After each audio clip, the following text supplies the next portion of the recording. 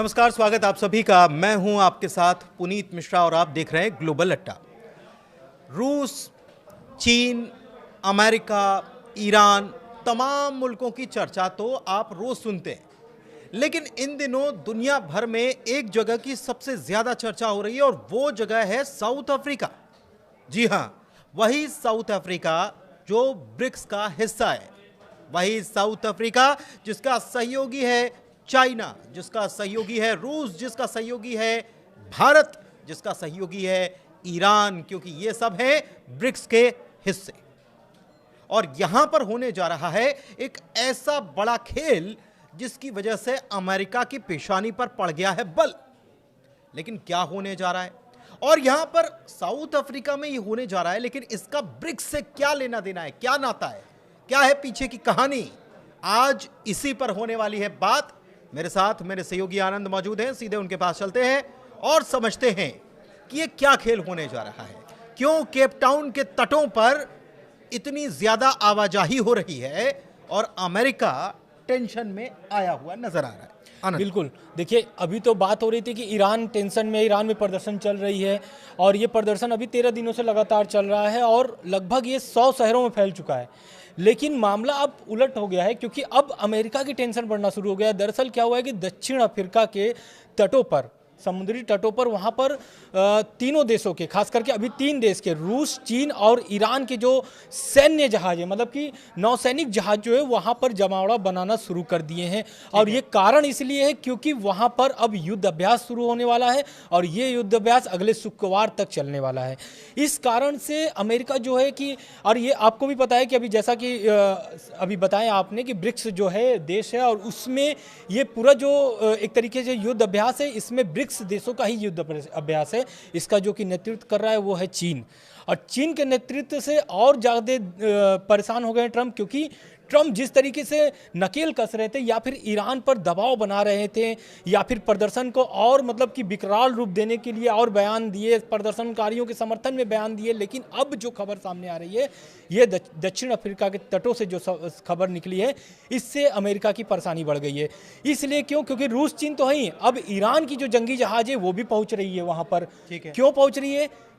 युद्ध अभ्यास शुरू करने के लिए। और इस युद्ध अभ्यास में पूरे ब्रिक्स के जो देश हैं, लगभग 10 जो देश हैं, वो सभी शामिल होने वाले हैं। लेकिन अभी तक सिर्फ 3 देशों के जो जहाज पहुंचे हुए, वो है रूस, चीन और ईरान। बिल्कुल। अच्छा, अब इसके पीछे थोड़ी सी चीजों को समझना जरूरी है। दरअसल हुआ यह है कि ईरान में जो खेल चल रहा है उससे भी बहुत ज्यादा हलचल बढ़ गई है और चीन और रूस, जो कि ईरान के कट्टर समर्थक माने जाते हैं, अब उनको साउथ अफ्रीका में जाकर के एक साथ मिलकर अपनी शक्ति का प्रदर्शन करना है। लेकिन ये शक्ति का प्रदर्शन क्या ईरान, रूस और चीन अकेले नहीं कर सकते थे? क्यों ये जरूरत पड़ी कि इसमें ब्रिक्स को उतारा जाए? इसके पीछे क्या खेल है, इसको समझना जरूरी है। और साउथ अफ्रीका में क्यों हो रहा है? दरअसल आपको याद होगा कि रामाफोसा, जो वहां के प्रेसिडेंट है, जब वो बीते दिनों व्हाइट हाउस में गए थे तो उनके साथ क्या हुआ था? वैसा ही जैसा कि ज़ेलेंस्की के साथ हुआ था। और वहां पर बहुत ज्यादा ट्रंप और रामाफोसा के बीच बहुत ज्यादा बहस हुई थी और तभी से ये चीजें साफ नजर आने लगी थी कि अमेरिका आने वाले वक्त में न केवल दूसरे मुल्क बल्कि साउथ अफ्रीका पर भी नकेल कसने की तैयारी में। लेकिन साउथ अफ्रीका ये कह चुका है कि हम ब्रिक्स के साथ हमेशा से रहेंगे। अब फिर यहां पर ब्रिक्स की बात क्यों आ रही है, ब्रिक्स का महत्व क्यों बढ़ जाता है, इसको समझते हैं आनंद से। आनंद बताइए। बिल्कुल, देखिए जो केप टाउन के तट पर ये जो जंगी जहाज़ों का जमावड़ा है, ये बता रही है कि अमेरिका जो अपनी ताकतों का प्रदर्शन करता है, खास करके ईरान में भी। जून में आप देखे होंगे 12 दिनों का जो जंग चला था, इजराइल और अमेरिका ने दोनों मिलकर के ईरान पर हमला किया था। लेकिन अब जो है कि रूस और चीन ये बताना चाहते हैं कि ब्रिक्स के पास भी सैन्य शक्ति है और ईरान भी वो ताकत दिखाना चाहता है, जो ताकत सिर्फ खामनेई बोलते थे कि मेरे पास भी हथियार है और मैं भी उसका जवाब देने के लिए तैयार हूं। खामनेई जो है कि लगातार ट्रंप के बयानों को एक तरीके से पलटवार कर रहे हैं और वो भी कह रहे हैं कि हम भी युद्ध के लिए तैयार हैं, लेकिन अब ये युद्ध अभ्यास बता रहा है कि वो सच में युद्ध के लिए तैयार हैं, क्योंकि युद्ध अभ्यास जो है वो रूस चीन खुल करके वहां के जंगी जहाज पहुंच गए हैं और वहां से तौर पर वेनेजुएला की घटना के बिल्कुल बाद बिल्कुल, क्योंकि वेनेजुएला में जो घटना हुई है वहां के राष्ट्रपति को जिस तरीके से गिरफ्तार करके उनको लेके आया जाता है अमेरिका में और कोर्ट में पेश की जाती है, जबकि वो कोर्ट में भी बोलते हैं मादुरो कि मेरी उसमें कोई भूमिका नहीं है और मेरी कोई गलती नहीं है, मैं एक राष्ट्र का अध्यक्ष हूँ। लेकिन वहाँ पर कोई ऐसी बात अभी सामने नहीं आई कि उनके पक्ष में क्या बातें हुई है नहीं हुई, लेकिन उससे लेकर के इस घटना को लेकर के चीन और जो रूस हैं वो काफ़ी नाराज थे अमेरिका से, और यही कारण है कि जो युद्ध अभ्यास शुरू करना पड़ा है दक्षिण अफ्रीका में ईरान को बल देने के लिए, क्योंकि ईरान को बल देने के लिए ये दो देश जो है न कि केवल ईरान को बल देने के लिए बल्कि अमेरिका को एक मैसेज पास ऑन करने के लिए भी कि आप अगर सोचते हैं कि वेनेजुएला में आपने जो कर लिया वो आपने ठीक कर लिया और आगे भी ऐसा कर लेंगे तो ये इतना आसान नहीं है। एक चीज और है, इसके पीछे पूरा खेल तेल का भी है और वेनेजुएला में भी जो खेल हुआ वो तेल के लिए हुआ, और अगर ईरान में भी जो खेल हो रहा है तो उसके पीछे कहीं ना कहीं तेल तो अहम हिस्सा है ही। क्या यह गलत होगा? बिल्कुल आप सही कह रहे हैं, तेल इसलिए क्योंकि बात तो तेल की हो रही है, लेकिन तेल के पीछे भी एक कारण है। तेल के पीछे ये कारण है कि उनका जो डॉलर है, अमेरिका नहीं चाहता है कि डॉलर उनका गिरे, क्योंकि डॉलर ही उनकी वैल्यू जो है कि उनकी शक्ति बढ़ाती है अमेरिका की। और जो रूस है और चीन है, खास करके आप देख रहे कुछ दिन पहले आप देखे होंगे कि ब्रिक्स जो है कि अपना एक करेंसी लेके आना चाहता था। हम लोग इसके बारे में पहले काफी चर्चा बिल्कुल काफी चर्चा कर चुके हैं, और वो ब्रिक्स का जो है कि आप नोट भी देखे होंगे उसमें पांचों देशों का उसमें आप देखे होंगे कि उसमें झंडे बना हुआ है और उसमें दिखाया गया है कि ये 5 देशों का जो समूह है, मतलब ब्रिक्स का जो समूह है उसका ये करेंसी है। और खास करके ये ब्रिक्स जो है वो लगभग 40 से 44% पूरी दुनिया के जीडीपी को वो कवर करता है।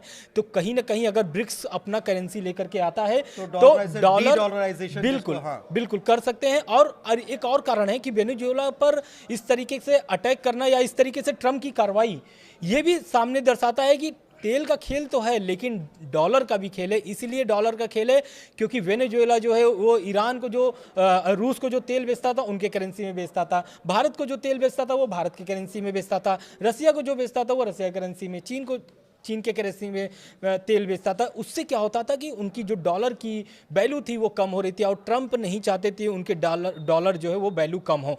तेल के खेल के पीछे भी डॉलर का खेल है, और अगर डॉलर में व्यापार होगा तो डॉलर अपने आप वो चढ़ेगा ही।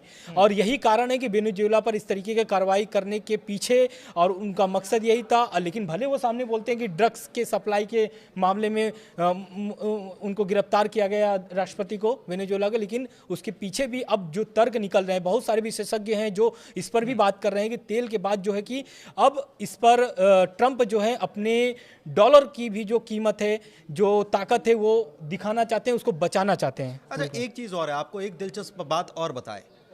हो सकता है, देखिए हम मार्केट के एक्सपर्ट नहीं है, लेकिन ये आप मानकर चलिए कि हो सकता है कि आने वाले दिनों में सोने को लेकर जो भाव चढ़ रहा है उसके विपरीत कुछ नजर आए। क्यों हम ये कह रहे हैं? क्योंकि अमेरिका गोल्ड बॉन्ड बेच रहा है और बहुत जल्द जो गोल्ड बॉन्ड ले रहे हैं इसलिए सोने की कीमतें लगातार बढ़ रही हैं, और हो सकता है कि बहुत जल्द ये मुल्क अमेरिका के पास जाकर गोल्ड बॉन्ड देकर बोलते हैं कि हमको सोना दे दो। तब फिर अमेरिका क्या करेगा? सबसे बड़ी बात यह है कि डी डॉलराइजेशन को लेकर ट्रंप पहले भी ब्रिक्स को लेकर चिंता भी जता चुके हैं और यह भी कह चुके हैं कि ब्रिक्स कोई चीज है ही नहीं, उसका कोई अस्तित्व नहीं है। लेकिन ब्रिक्स भी ठान चुका है। लगता है कि अब वो वक्त आ गया है आनंद, जब ब्रिक्स अपनी करेंसी तो लाएगा ही लाएगा, लेकिन उससे पहले जो साउथ अफ्रीका में हो रहा है वो एक नौसैनिक अभ्यास ही नहीं है, बल्कि ब्रिक्स की मजबूती क्या है, उसकी ताकत क्या है, यह दिखाने का कहीं ना कहीं एक जरिया है। और इसमें भारत और कुछ ऐसे मुल्क भी हैं जिन्होंने अभी तक अपने पत्ते नहीं खोले कि वो इसमें सैन्य अभ्यास में शामिल हो रहे हैं कि नहीं हो रहे हैं, लेकिन ट्रंप की चिंता बढ़ रही है। बिल्कुल, लेकिन अगर वैसे देखा जाए तो इस ड्रिल में जो युद्ध अभ्यास चल रहा है इसमें पूरे 11 देश हैं, लेकिन उसमें अगर अभी देखा जाए तो भागीदारी साफ नज़र नहीं आ रही है। चीन रूस ईरान के बाद किसी की अगर भागीदारी और होनी चाहिए तो वो है इंडोनेशिया, इथोपिया, ब्राज़ील। इस अभ्यास में अभी साफ तौर से शामिल होने की जो बात है वो अभी किए नहीं है, या फिर कोई भी इस पर चर्चा नहीं की है। बात अगर भारत और मिस्र और सऊदी अरब की करा जाए तो भूमिका इनकी अभी सस्पेंस बना हुआ है कि ये इस युद्ध अभ्यास में शामिल होंगे कि नहीं होंगे। अगर भारत की बात की जाए तो भारत पर अभी आप देख रहे होंगे खबरें कि 500% की टैरिफ की बात कर रहे हैं ट्रंप, कि 500% टैरिफ भी लगाया जा सकता है भारत पर। इस तरीके का उनका बयान। तो ये इसका पीछे का कारण यही है। तो भारत अभी क्या है कि भारत देखिए हमेशा निष्पक्ष रहा है, वो चाहता है कि शांति से हर चीज़ें सोल्यूशन निकाला जाए, बातचीत के जरिया वो खोजता है। हाँ, लेकिन अब क्या है कि भारत इसमें क्या है कि भारत तो ब्रिक्स का देश, ब्रिक्स में शामिल है, और एक तरीके से ये ब्रिक्स का जो देश है ना, ये कहीं ना कहीं अगर डॉलर को कमजोर अगर करता है तो ये ब्रिक्स ही कर सकता है। बिल्कुल ठीक है। कुल मिलाकर के अब ये टेंशन बढ़ने का काम यहाँ पर हो गया है अमेरिका के लिए, और इसमें जो सैन्य अभ्यास होने जा रहा है, नौसैनिक अभ्यास होने जा रहा है, ब्रिक्स की एंट्री ने सबसे ज्यादा टेंशन बढ़ाई है। और दुनिया में आने वाले दिनों में एक बड़ा टेंशन नजर आ सकता है इस सैन्य अभ्यास के बाद, और खास तौर पर तब जब ब्रिक्स अपनी करेंसी लेकर आएगा।